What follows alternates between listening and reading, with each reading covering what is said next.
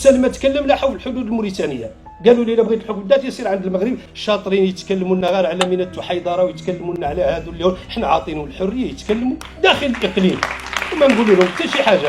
كيدخلوا كيخرجوا كيهضروا وحق الشعب الصحراوي تقرير المصير، يخلونا حنا نقولوا حق الشعب الصحراوي في تندوف وفي المخيمات في الحكم الذاتي او في تقرير المصير. ايضا الحكم الذاتي هو جزء من تقرير المصير. سير قولها. واش عمر طرح فيكم شي واحد سؤال لماذا دخلت اسبانيا الى الصحراء؟ علاش دخلت؟ لماذا استعمرتها؟ دخلت للبحث عن سانتا كروز. سانتا كروز كتبحث عنها، مشات في الاول كتقول عنها في الداخله، شويه قالت عنها في الطرفايه، شويه قالت عنها في سيدي يفني، ومشات تقلب لها.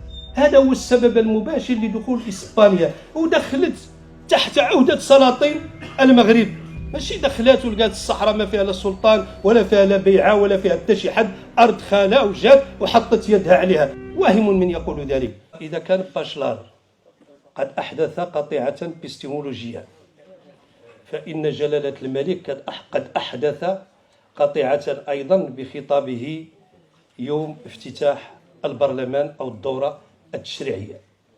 خطاب كان فاصل، وهذا الخطاب يجب أن نقول فيه على أنه يجب أن نضع نقطة ونعود إلى الصفر منذ البداية وننطلق إلى المستقبل. أنا لن أقرأ ولن أعود إلى أخطاء الماضي وإلى ما جرى في الماضي من تدبير لهذا الملف، لأنني كتبت فيه ما كتبت.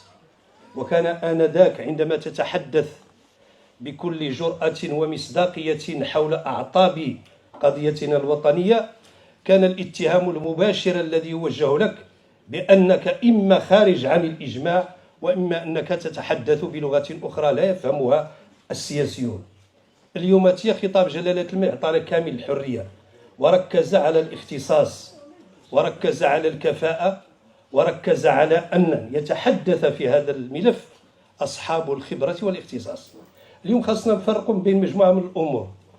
للسياسي خطابه، وللحقوقي خطابه، وللأكاديمي خطابه، ولكن للأسف نحن عندما نجو نتكلموا على هذه القضية الوطنية ديالنا نتكلموا دائما كنا بخطاب السياسي، حتى ولو كنت أستاذا جامعيا تتحدث تردد نفس الخطاب الذي يقول وزير الخارجية أو الذي تقول وزارة الخارجية. والمفروض أن يتحدث السياسي بخطابه، وأن يتحدث الفاعل الحقوقي بخطابه، وأن يتحدث النقابي بخطابه، والمجتمع المدني بخطابه، ولكل خطابه.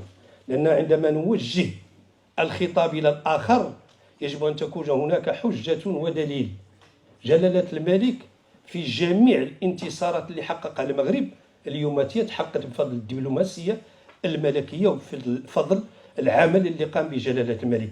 السؤال المطروح ماذا حققنا نحن؟ كان علينا كبرلمانيين نهار خطب الملك نهار الجمعة وتحدث عن هذه القطيعة اللي سميتها أنا قطيعة كما سمى باشا بسيمولوجيا، هي قطيعة سياسية مع الماضي. كان علينا نهار الاثنين نديروا نهار خاص بالقضية الوطنية، وللأسف نحن ما درناه. جينا نهار الاثنين وقعدنا ندابزوا في داخل البرلمان وكأننا نعطي صورة أخرى عن المكان الذي كان قاعد فيه جلالة الملك والذي تحدث فيه.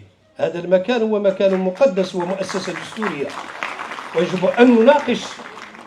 راه جلالة الملك ما كيعبثش، راه ما جاش وهضر نهار الجمعة وقال لنا خاص تغيير في المسار، تغيير في الخطاب، عطوا لاصحاب الاختصاص، عطوا كذا عطوا كذا، ونهار الجمعة نجوا وكأن شيئا لم يقع. وإلى الآن لم تفعل الآليات داخل البرلمان لا داخل اللجان. وتحدى أي حزب سياسي في المغرب تكون عنده لجنة ديال القضية الوطنية، وحتى إذا كانت عنده لجنة شكون فيها باك صاحبي وفيها سير تسارة في ألمانيا وفي سويسرا وفي نيويورك وفي جنيف، وتجي تتكلم مع جبهة البوليزاريو وتقول له الصحراء مغربية ونحن في صحراءنا ونحن في التراب ديالنا وسير خرجنا. واش هذا هو الخطاب باش نقنعوا جبهة البوليزاريو؟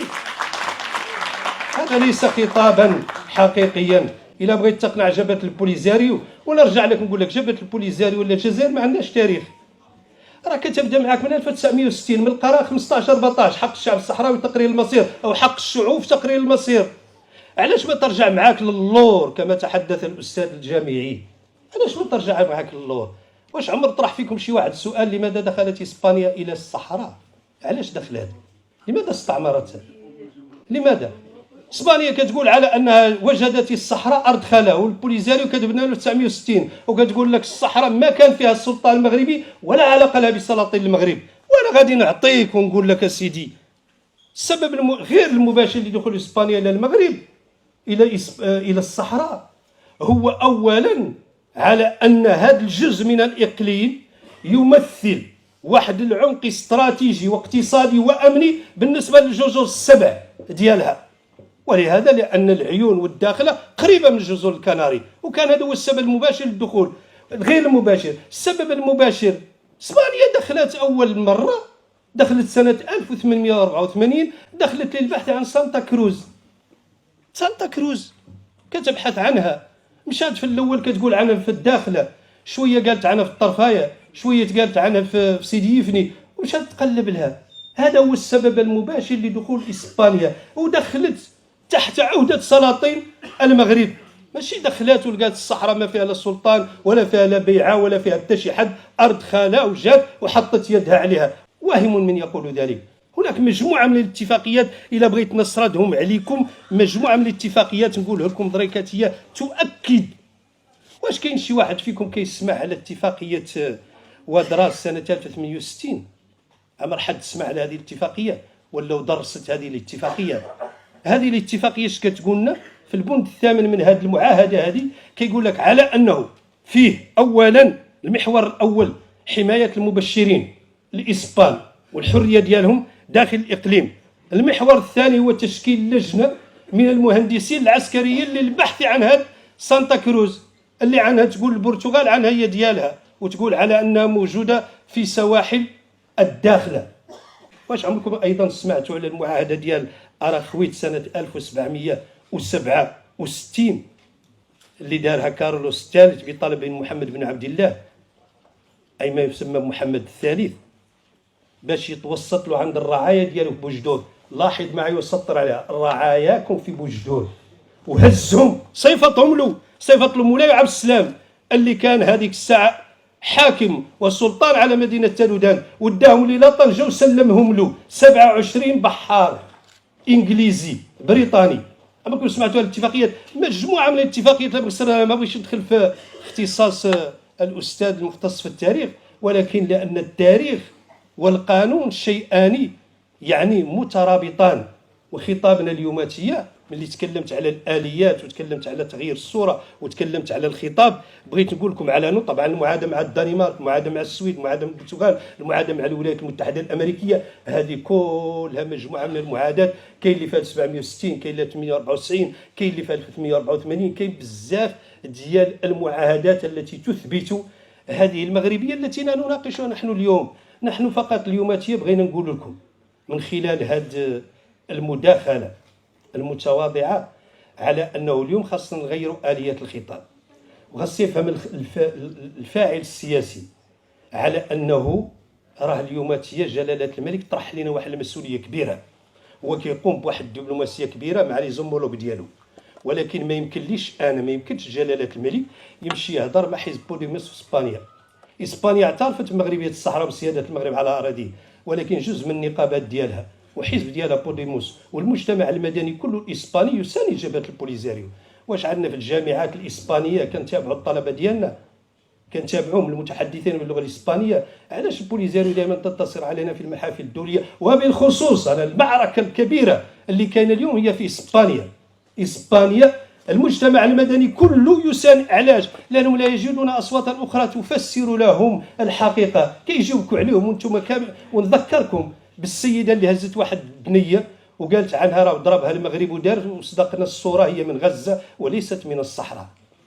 واش عندنا اليومات هذو يتكلموا على حقوق الانسان يقدروا يرصدوا لنا ويقولوا لنا مصير 74 شخص صحراوي من المستشار ديال بين قوسين ما يسمى بالرئيس ديال الجمهوريه المفتعله اللي في السجن الرشيد؟ وين هما؟ يتكلم عليهم شي حد؟ شاطرين يتكلموا لنا غير على ميناء التحيضره ويتكلموا لنا على هذو اللي حنا عاطينهم الحريه يتكلموا داخل الاقليم. وما نقول لهم حتى شي حاجه، يا كيدخلوا كيخرجوا كيهضروا وحق الشعب الصحراوي تقرير المصير، يخلونا حنا نقولوا حق الشعب الصحراوي في تندوف وفي المخيمات في الحكم الذاتي او في تقرير المصير ايضا. الحكم الذاتي هو جزء من تقرير المصير، سير قولها. ولد سلمى تكلم لها حول الحدود الموريتانيه، قالوا لي الا بغيت الحكم الذاتي سير عند المغرب، سير عند الجزائر. اليوم خصنا نفهموا على انه ما عندناش الاليات باش نزعزعوا الناس، عندنا اسئله محرجه خصنا نجاوبوا عليها. كاين اللي كيقول لك ولدي نتوما علاش كطالبوا بالصحراء ما كطالبوا بالسبت والليليه؟ هذا سؤال محرج خاصك تجاوب عليه. كاين اللي يقول لك علاش ما تقسموا مع جبهه البوليزاريو وانتم قسمتوا مع موريتان؟ هذه اسئله محرجه عندنا الجواب عليها، وعندنا الجواب في السياق وفي التاريخ. ولماذا؟ ماشي تنازل باش قسمنا معها، ولكن السياق الذي وجد فيه جلالة الملك المغفور له الحسن الثاني فرض عليه التقسيم ويدرك جيدنا موريتانيا لا أطمع لها في الصحراء المغربية. هو عارف اش كيدير، كما كنقولوا الدارجه المخزن ما كيعبث. ولكن حنا اللي كنعبثوا اليوماتيه، حنا اللي ما عارفين اش كنديروا، حنا اللي كنتكلموا بالزنه وكنقولوا. الجامعات نفسها اللي قاعدين فيها، عندنا شي شعبه اليوماتيه كتهتم بالقضيه الوطنيه؟ عندنا شي درس نقروا للدراري في المدارس ديالنا على القضيه الوطنيه؟ عندنا الطلبه ديالنا يفهموا ويديروا ابحاث في القضيه الوطنيه؟ اتحداكم ديروا في جوجل طق، ديروا الصحراء، كتخرج لك الصحراء اوكسيدونتال، الصحراء الغربيه، كتخرج لك كل البيانات مكتوبه على جبهه البوليزاري وتناصر جبهه البوليزاري. ولا تجد مقال واحد ولا دكتوراه يتحدث عن المغرب وعن مغربيه الصحراء. علاش؟ الناس غازيين داخل منصات التواصل الاجتماعي هنا، لان احنا ما فعلناش البحث العلمي. والنهار اللي نمشيو نظهروا نهزوا الرايه ونقولوا الصحراء في المغربي ها والمغربي في الصحراء، طيب من ينازع في ذلك؟ واش السويدي يفهم هذا الكلام؟ السويدي يفهم بالدليل والبرهان المغربيه، والمغربيه نقولوها له بعيدا عن البيعة التي تثبت هذه القضية. ولكن راه عطيناكم مجموعة من الاتفاقيات، قلنا لكم سيدي راه السلاطين موجودة منذ القرن السابع عشر، راه ماشي 1960. راه البوليزاريو ذكية جدا لأنها توقف الحقيقة، تبدأ معك من 1960 لأنها خايفة من التاريخ، خايفة من الماضي، هي ما عندهاش تاريخ. قرار 15 14. علاش البوليزاريو كتقول لكم قرار محكمة العدل الدولية؟ هو ليس قرارا، هو رأي استشاري وهو تقرير، وكتبوه الناس اللي من الدول اللي ساهمت في الكتابه ديالو معروفه، كوبا، ايران وغيرها، وكانت عندها علاقات وحنا نعرفوها. اش كيقول هذا التقرير هذا؟ علاش ما نصحوا لها؟ علاش ما نصحوا لها حق الشعوب في تقرير المصير؟ من وضعه؟ لم تضعه الدول المستعمره، وضعته الدول المستعمره لفائدتها انذاك. كل هذه الحقائق غايبه عنا اليوم، ويجب ان نقولها. نقولها لكم ونقدر نكون طولت عليكم، ولكن الحقيقه اليوم جات الفرصه باش نتكلموا. نقول لكم على انه المشكل والله العظيم لا يوجد الا في الجزائر، ولا يوجد الا في اذهان الجزائري. ونهار تهز الجزائر ايدها عن ملف الصحراء، اقسم بالله العلي العظيم لن يظل هناك هذا الملف. باش نختم نقول لكم على انه نقطتين عندي اساسيتين لابد لي نقولهم. اليوماتيه، البوليزاريو، اسبانيا، جميع الدول التي تناصر القضيه ديال الصحراويين او تناصر جبهه البوليزاريو. هل السؤال مطروح لها، هل تناصر جبهه البوليزاريو باعتبارها منظمه سياسيه ام تناصر الصحراويين؟ اذا كنت تناصر الصحراويين موجودون في المغرب وموجودين في موريتانيا وموجودين في مجموعه من الدول. اذا القضيه البوليزاريو لا تمثل الصحراويين، ومارقين منها 5 خط الشهيد الصحراويون من اجل السلام، 5 تمثيليات، و5 التمثيليات هذه كلها إلا جينا نقسموا على البوليزاريو ولا يجوا هذا غدا يقول لك حتى حنا اصبعنا هناتيه. اذا البوليزاريو ليست الممثل الشرعي الوحيد للصحراويين. علاش نمشوا غالطين؟ نقولوا لها لا. النقطه الثانيه، هذا الكوركاس النائم علاش ما نوقظوه؟ عنده الراس والجسد مشلول. وحان الوقت لتغييره، وحان الوقت لاعطاء نخب جديده بخطاب جديد الا بغيناه. ما خويا عنده رئيس ديالو مزيان، ولكن يجب ان نغير.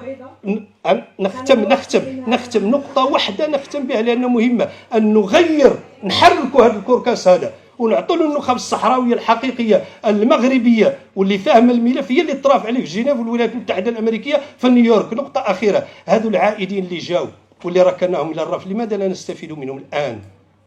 بدل أن يصبحوا جزء من الحل أصبحوا جزءا من المشكل.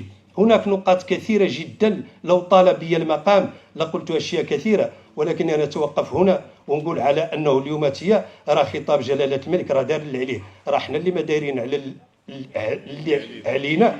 وأول حاجة خاصنا نديرو هي أولا نفهموا أش بغينا، وهاد البلاد خاصة تمشي بواحد التصور حقيقي. وأول تصور، لأن هذه مرتبطة بهذه، هي محاربة الفساد على جميع الواجهات. تحياتي لكم، السلام عليكم.